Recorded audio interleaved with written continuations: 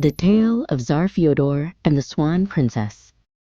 3 maidens sat by a window, spinning late into the evening. "If I were queen," said the first Varvara, "I would prepare a feast for the whole wide world." "If I were queen," said her sister Yelena, "I would weave enough cloth for the entire world myself." "If I were queen," the third sister Vasilisa softly added, "I would bear a mighty hero for our father, the Tsar." No sooner had she spoken than the door creaked open, and in walked Tsar Fyodor, the ruler of their land. He had been listening outside the fence, and the last sister's words had truly captured his heart. "Greetings, fair maiden," he said to Vasilisa. "You shall be my queen, and bear me a hero by the end of September. As for you, dear sisters, you shall come with us to the palace. One shall be the royal cook, and the other the royal weaver." That very evening the Tsar married Vasilisa. They sat at a grand feast, a young queen by his side.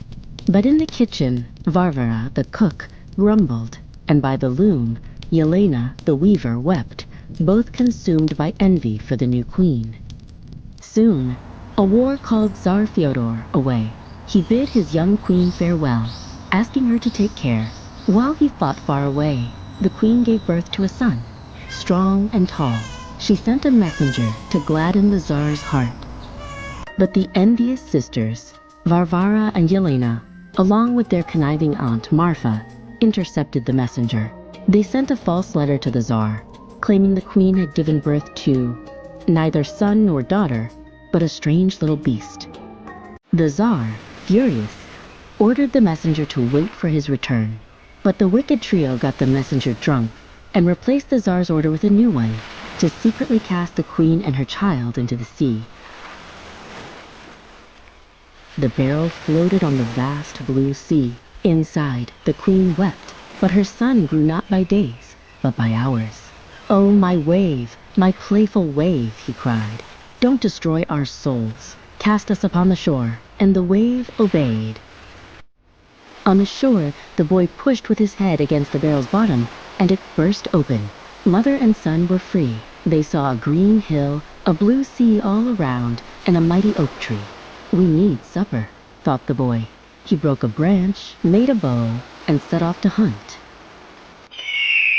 Prince Dmitri walked along the quiet shore, his new bow clutched tightly. He heard a desperate cry, and saw a magnificent white swan struggling in the clutches of a giant dark kite. Without hesitation, Dmitri aimed his arrow. His arrow flew true, startling the kite, which released the swan and soared away with a shriek. The swan, freed, landed gently on the water, then glided towards Dmitri, its eyes filled with gratitude. As Dmitri watched, a shimmering light enveloped the swan. Before his very eyes, the swan transformed into a beautiful maiden, her hair like spun moonlight, her gown shimmering like the ocean's surface. "Thank you, brave prince," she said, her voice like wind chimes. "You have saved me. I am the Swan Princess, and I shall grant you a wish."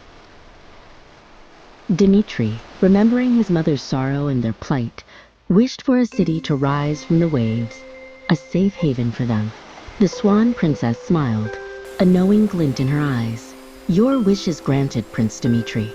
A city will rise, grander than any you have seen." As the sun set, the sea began to churn. From the depths, spires and domes emerged, glistening with mother-of-pearl and gold.